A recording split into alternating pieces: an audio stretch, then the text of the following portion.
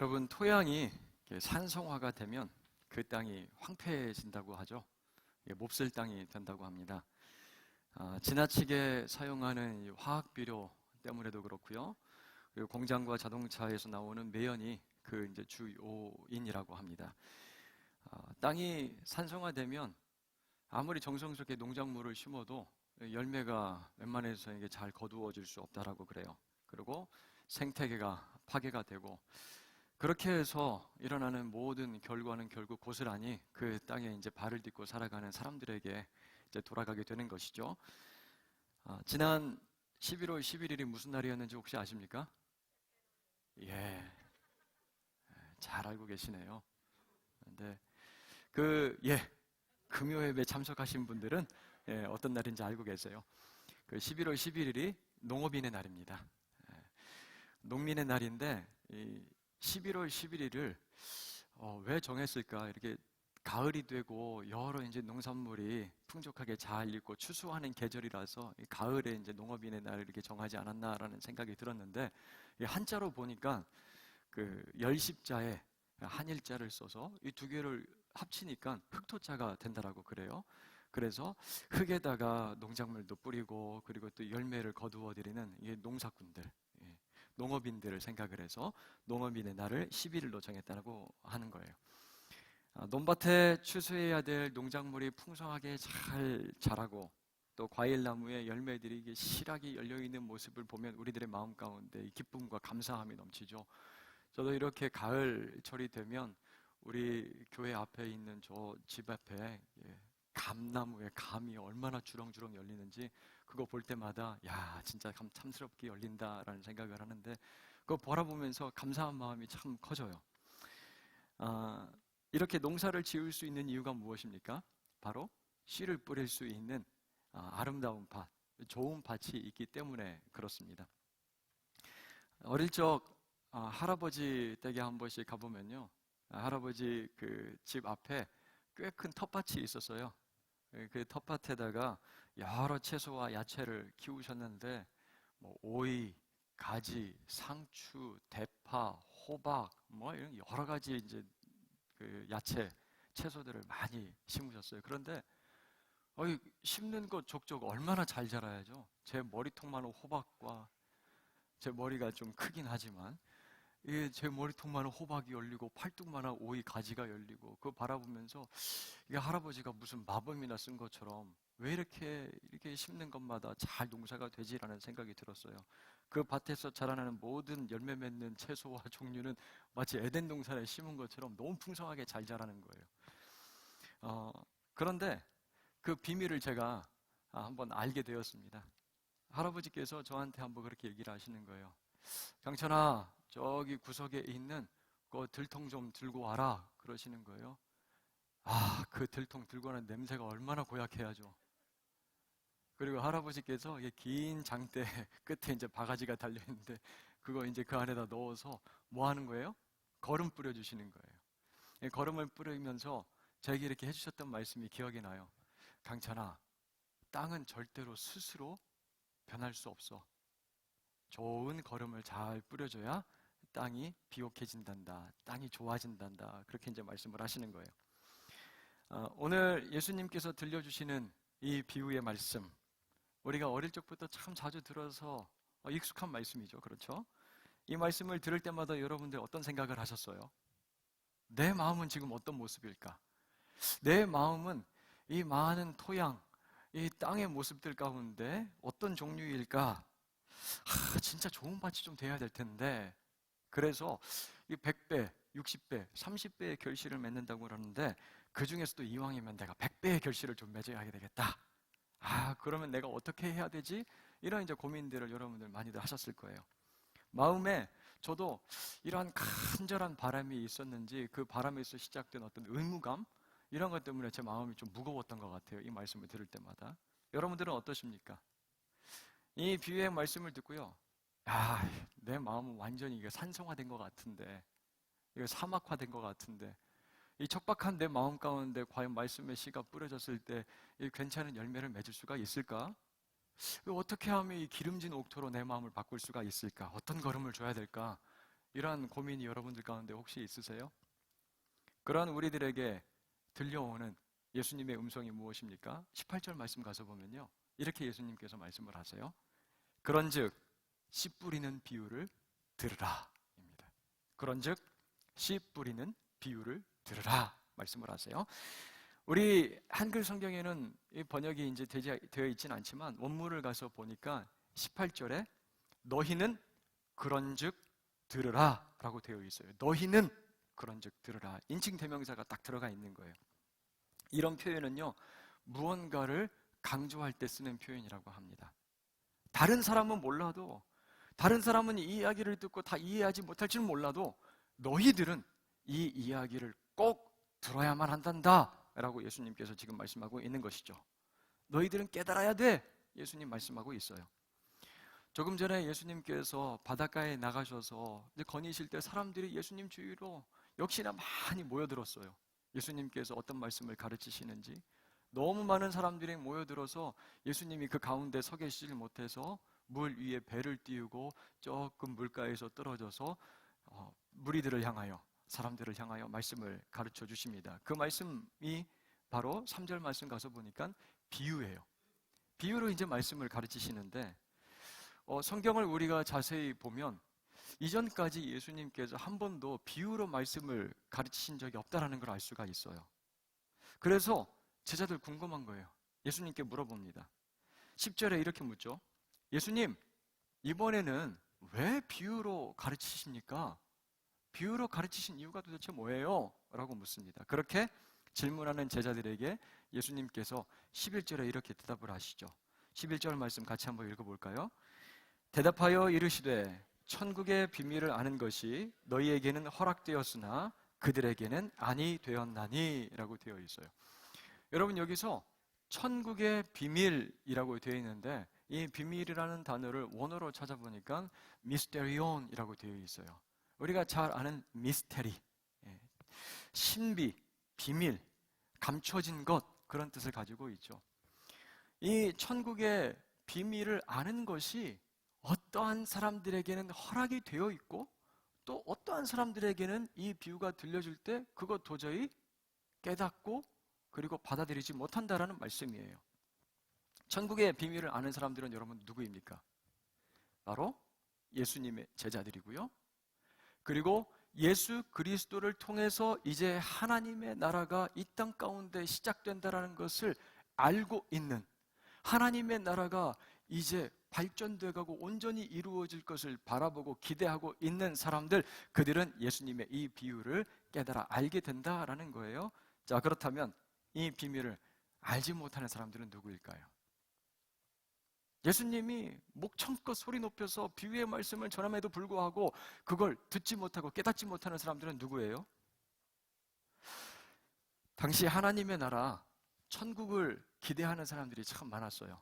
그런데 그 천국이 어떻게 임하는 거라고 생각을 했냐면 이 이스라엘 민족과 나라와 연결을 시켜서 자기들이 생각하고 해석하는 그러한 현상이 나타나야 하나님의 나라가 시작된다라고 생각을 한 거죠. 내 만족과 그리고 내 기대에 부응하는 어떤 현상들이 나타나야 하나님의 나라가 시작되는 거야. 이스라엘 민족에 위대한 지도자가 나타나야 돼. 그래서 우리를 로마에서 독립시켜줄 때야 비로소 하나님의 나라가 시작되는 거야. 배고픈 이들에게 돈을 나눠주고 빵을 나눠주고 우리로 하여금 좀 잘 살게 해줄 때야 비로소 하나님의 나라가 시작되는 건 아니겠어? 군사적으로 강력한 지도자가 나타나서 우리를 로마에서 해방시켜줘야 돼. 아픈 사람들 한 사람 한 사람 전부 다 만지시고 고쳐주시는 그러한 탁월한 의사가 나타나면 하나님의 나라가 비로소 이루어질 거야. 탁월한 지식으로 미련한 자들을 계몽시켜주는 아주 학식이 뛰어난 학자가 나타나면 그것이 바로 하나님 나라의 시작의 사인이겠지. 이런 여러 가지 생각들을 한 거예요. 예수님, 이미 이러한 천국에 대한 개념, 어떠한 해석, 자기 신념이 다 견고하게 세워져 있는 사람들, 이 사람들이 있다라고 말씀을 하는 거예요. 때문에 예수님께서 천국에 대해서 가르치셔도 관심이 없고 들어도 전혀 깨달고 이해할 수 없는 이들이 있다라고 말씀을 하시는 거예요. 그들이 누구입니까? 바로 마태복음 12장에서 우리가 만나게 되는 바리새인들, 서기관, 종교 지도자들이에요. 그리고 자기 만족, 자기의 필요를 채워주지 않는 것 때문에 예수님께 실망을 하고 예수님을 십자가에 못 박아 죽인 수많은 무리들, 그 무리들이라고 말씀을 하시는 거예요. 자, 하지만 예수님께서는요, 오늘 우리에게 이렇게 지금 말씀을 하고 계십니다. 구원받는 하나님의 백성들, 하나님의 자녀들, 너희는 이해하고 깨달을 수 있다라는 거예요. 그런즉 너희는 이 씨 뿌리는 비유를 들으라 말씀을 하고 있습니다. 그리고 여러분 16절 말씀 가서 보시죠. 그러나 너희 눈은 봄으로 너희 귀는 들음으로 복이 있도다 말씀을 하세요. 이 천국의 비밀을 듣고 보는 사람은 복이 있다라고 말씀을 하시는 거예요. 그 복음의 말씀을 선포하시는 예수님을 직접 눈으로 보고요. 그리고 그것 듣는 자들에게는 복이 있다라는 거예요. 100명이 가득 찬 강의실에서 아주 탁월한 교수님의 강의를 막 듣습니다. 저 강의의 내용이 도대체 무엇일까 좀 궁금해. 그런데 강의가 다 끝나니까 교수님이 누구 한 10대여 정도를 좀 다시 부르시는 거예요. 연구실로 따라 들어오세요. 그 연구실로 들어온 사람들에게 오늘 강의가 무엇인지를 묻고 다시 한번 해석도 해주시고 가르쳐주는 거 얼마나 놀라운 특권입니까? 굉장히 감사한 마음일 거예요. 이제 예수님, 우리들에게 이 천국의 비유, 씨 뿌리는 자의 비유를 들려주시는 거예요. 해석해 주십니다. 그림을 하나 보여주시죠. 이 그림이 뭔지 아세요? 밀레라는 사람이 그린 씨 뿌리는 사람 그림입니다. 그림을 보는데요, 참 예수님의 이 비유를 잘 좀 보여주는 그림 아닐까라는 생각이 들었어요. 저 뒤편에 보면은 이렇게 새들이 날아와서 좀 앉아있는 그러한 모습도 좀 보이고요. 그리고 이 농부 발끝에 이렇게 걸리는 이 좀 자갈, 뭐 좀 돌들도 보이는 것 같아요. 당시 이 농부가 씨를 뿌릴 때는요, 이 가죽 가방을 앞에다가 이렇게 맸는데 그 가방에다 손을 탁 집어넣어서 씨를 한 움큼 쥐어서 쫙쫙 뿌렸다라고 합니다. 씨를 뿌렸어요. 그렇게 흩뿌린 씨들 19절 가서 보면요, 이 씨가 무엇인지 우리가 알 수가 있죠. 이 씨는 천국 말씀이라고 합니다. 이 천국 말씀, 그 씨를 뿌린 사람은 누구세요? 그러면 여러분, 예수님이죠. 농부는 바로 예수님이에요. 즉 예수님께서 밭에 나아가 씨를 흩뿌렸다는 거예요. 세상을 향하여, 많은 사람들을 향하여 씨를 뿌리십니다. 다양한 사람들. 그런데 그 씨앗이 어디에 떨어집니까? 여러 토양들에 떨어지고 있는 모습을 우리가 보게 되는 거예요. 자, 첫 번째로 어디? 길가입니다. 이 말씀을 들을 때요, 저는 전도사님이 생각이 났어요. 초등학교 주일학교 때. 이 전도사님이 이제 설교를 하실 때 아마 기억나실 거예요. 초록색 융판. 여러분들 앉아있는 그 의자 뒷판 같은 초록색 융판을 들고 나오셔서 거기에다가 이게 찍찍이를 붙이시면서 선생님이 이제 설교를 하셨는데, 전도사님이 길가에 떨어진 이 씨앗을 새가 날아와서 이게 쪼아먹는 모습을 선생님께서 얼마나 이게 실감 있게 생생하게 잘 설명해 주셨는지 몰라요. 여러분 보세요, 새가 짹짹짹짹짹 하고 날아가요 이러면서 막 초롱초롱하게 막 눈을 떠서 이제 바라보죠. 이 새가 어디로 날아갈까요? 길가에 떨어진 씨앗으로 날아가네. 다 먹어버렸네. 이렇게 말씀을 하시는 거예요. 너희들 마음이 이런 길가와 같다면 이 참새처럼 사탄이 날아와서 말씀을 순식간에 다 빼앗아 버리는 거야 라고 이제 선생님 말씀을 하셨어요. 19절 말씀 가서 다시 한번 보니까 천국 말씀을 들어도 깨닫지 못하면 악한 자가 그 마음에 뿌려진 것을 어떻게 합니까? 빼앗아 버린다는 거예요. 낚아채다, 도적질하다, 강력한 힘으로 끌어당기다 라는 그런 의미를 가지고 있어요. 길가에 떨어진 씨앗, 미처 뿌리를 내리기도 전에 새들이 날아와서 싹 다 먹어버리는 표적이 됩니다. 제가 예전에 한강에 나가서 맛있게 과자를 좀 먹으려고 과장 봉지를 뜯다가 잘못해서 과자를 확 흘렸어요. 그런데 그걸 누가 지켜보고 있었는지 비둘기 떼가 막 수십 마리가 날아와가지고 그 떨어진 과자를 순식간에 먹고 다시 날아가는 거예요. 야, 내가 이거 실수로 쏟아붓기를 기다리고 있었는 것처럼. 오늘 말씀에서도 가서 보니까요, 마가복음 4장 15절, 뿌려진 말씀을 사탄이 즉시 와서 빼앗았다라고 합니다. 어떤 사람들의 마음은요, 이런 길가와 같은 모습이에요. 어떻게 손 써볼 겨를도 없이 사탄이 즉시로 뿌려진 말씀을 빼앗아 가버렸다라고 이야기를 합니다. 여러분, 그 결과는 무엇입니까? 열매 없음. 이 열매 없음을 여러분들 잘 기억을 하셨으면 좋겠어요. 열매가 없습니다. 자, 그리고 농부의 손을 벗어나서 씨앗이 또 어디에 떨어지고 있어요? 돌밭이라는 토양 가운데 떨어지는 모습을 우리가 볼 수가 있어요. 이 돌밭은 어떻습니까? 5절 말씀 가서 보세요. 흙이 깊지 않아요.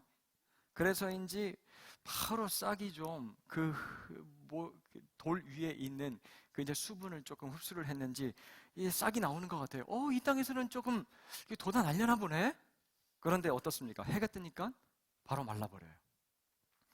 제가 우리 교회 정원에 나가서 이렇게 한 번씩 돌아보면서 잡초를 뽑을 때가 있는데, 어떤 잡초는요, 힘을 써서 뽑다가 이게 줄기가 톡 끊어져 버려요. 오기가 생기잖아요. 야, 내가 이거 어떻게 쓰는지 뽑아내야 되겠다. 그래서 이제 땅을 파보는데, 그렇게 끊어진 줄기, 그 잡초는요, 이미 벌써 뿌리가 땅속으로 깊이 박고 있는 것을 제가 보게 돼요. 그런데 어떤 건 그냥 쑥 뽑혀요. 보면 밑에 자갈들이 있어요. 뿌리가 깊이 내리지 못하고 그 위에만 살짝 덮고 있었던 거죠. 마치 이런 모습이에요. 잘 뿌리를 내리지 못하고 있으니까 바람이 불고 외부 압력이 있으면 금방 쉽게 뽑혀버려요. 이러한 사람을 돌밭이다 라고 말씀을 하시죠. 이 돌밭에 대한 예수님의 해석이 20절과 21절 말씀. 천국에 대한 말씀이 들려오면 처음에는 반응해요.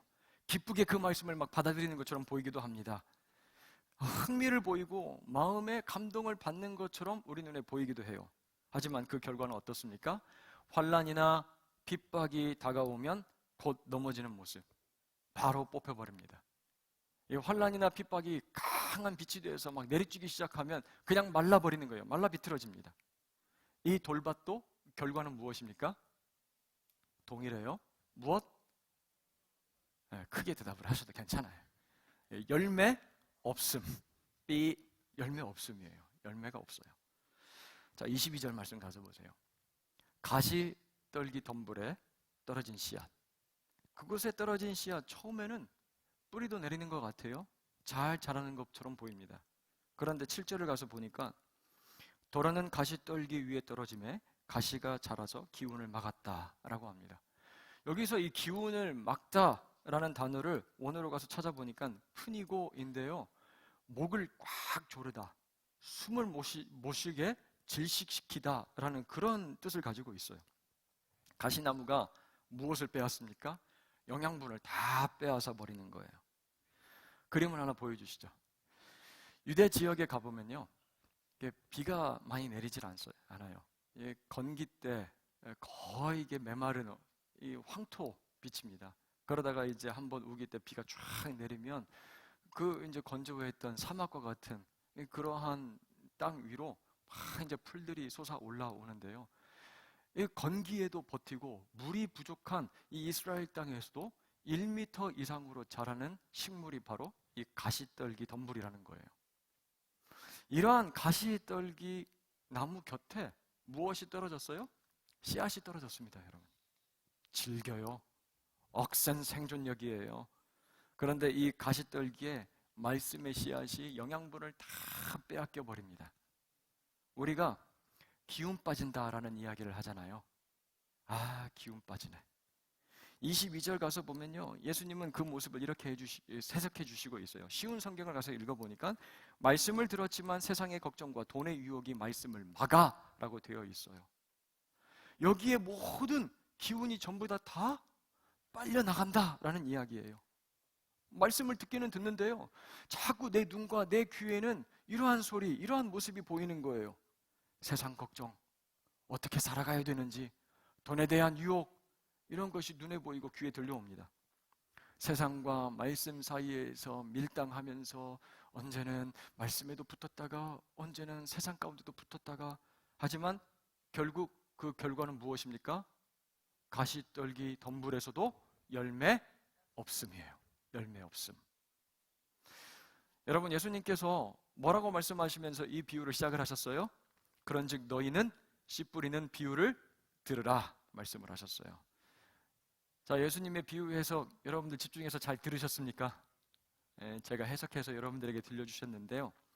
세 가지 다른 토양에 떨어진 이 씨앗 이야기를 듣고 여러분들은 어떤 생각이 드세요? 어떤 마음이 있으세요? 이런 질문을 우리 스스로에게 던지게 되지 않을까요? 나는 어떤 토양의 모습일까? 길가? 돌밭? 아니면 가시덤불? 만약 이러한 모습이 구원받지 못한 사람의 모습이라면, 나의 삶 가운데 이런 모습이 있는데 혹시 난 구원받지 못한 사람이 아닐까? 마음 가운데 걱정이 찾아오는 거예요. 마음이 복잡할지도 모르겠어요. 먼저 여러분들에게 이렇게 말씀을 드릴게요. 이 부분에 있어서 여러분들은 전혀 걱정하지 않으셔도 괜찮습니다. 그런데 반면에 굉장히 심각한 이야기일 수도 있어요. 먼저 세 다른 종류의 토양에서 우리가 볼 수 있는 공통점이 뭐라고요? 열매 없음이에요. 열매 없음. 토양의 성분, 상황은 조금씩 다른 것 같지만 그 땅에서 농부는 결코 아무런 열매도 얻을 수가 없다라는 거예요. 자, 그렇다면 이 토양은 농부와 관계가 있는 땅입니까? 관계가 없어요. 이 토양은 농부와 관계가 없어요. 그래서인지 많은 해석들이요, 이 토양에 굉장히 큰 관심을 가질 때가 있다는 말씀이에요. 내가 말씀을 어떤 상태로 받아들이는 게 가장 좋은 모습일까? 당신의 마음밭은 어떤 종류의 밭에 해당하십니까? 길가입니까? 돌밭입니까? 아니면 가시덤불입니까? 그렇다면 우리는 그 밭을 변화시키기 위해서, 그 땅을 변화시키기 위해서 어떠한 행동, 어떠한 노력을 해야만 합니까? 그래서 여러 방법들을 제시도 하고요, 원리들을 찾아서 적용을 하려고도 해요. 토양, 즉 듣는 사람의 마음, 그 노력에 더 큰 관심을 가지려고 한다는 말씀이에요. 말씀에 대한 인간의 반응에 초점을 더 맞춘, 내가 마음이라는 이 토양을 잘 경작을 해야만 씨앗이 열매를 맺을 수가 있어. 열매가 있고 없고는 지금 누구에게 달린 거라는 말씀이에요? 나에게 달려있어 라고 생각을 하게 된다는 거예요. 즉 하나님의 나라, 그 나라 복음의 씨앗이 열매를 잘 맺고 또 열매를 맺지 못하는 것은 잘 준비된 나의 마음에 달려있다는 거예요. 그러니까 내가 마음을 늘 잘 준비를 해야 되겠다, 관리해야 되겠다라고 생각을 하게 됩니다. 길가에 날아오는 새가 있으면 워 해서 그 새를 쫓아보내야 되고, 돌밭 같은 마음이라면 돌뿌리를 잘 캐내야 되고, 우리 가시덤불도 뽑아냅시다. 그렇게 만들어내면요, 우리는 열매 맺는 삶을 살게 됩니다. 아주 실질적인 적용처럼 우리 귓가에 들려요. 그런데 무엇이 빠져 있나요? 굉장히 중요한 핵심이 여기에는 빠져 있어요. 씨를 뿌리시는 분, 예수 그리스도, 그리고 그 씨앗, 하나님의 나라, 복음, 그 복음이 가지고 있는 능력, 생명력이 빠져버렸어요. 찾을 수가 없어요. 그런즉 너희는 씨 뿌리는 비유를 들으라 말씀을 하셨는데, 밭에 대해서 온통 관심을 쏟고 있는 우리들의 모습이에요. 그렇다면 예수님께서 이 비유를 통해서 본래 말씀하시고자 하는 의도가 무엇입니까? 예수님은 지금 이렇게 말씀하지 않으세요. 너희들 스스로 막 노력해서 지금 너희들 토양 한번 바꿔봐. 그렇게 토양 바꾸면 그때야 내가 비로소 거기에다가 씨앗 하나 정성스럽게 심어줄게. 그러면 거기에서 열매가 많이 나올 거야. 예수님 그렇게 말씀을 하지 않으세요. 예수님은요, 길가, 돌밭, 가시떨기에 던져진 씨앗의 결과가 어떻게 되는지만 말씀을 하고 계시는 거예요. 그 결과가 무엇이라고요? 열매 없음. 열매가 없다라는 거예요. 아무리 천국, 복음에 대해서 던지고 씨앗을 뿌려봐도 거기에서는 열매가 나타나지 않는다. 이해하지 못하고 듣지 않는 사람들의 모습이에요. 하지만 여러분 23절 말씀을 같이 한번 읽어볼까요? 23절입니다.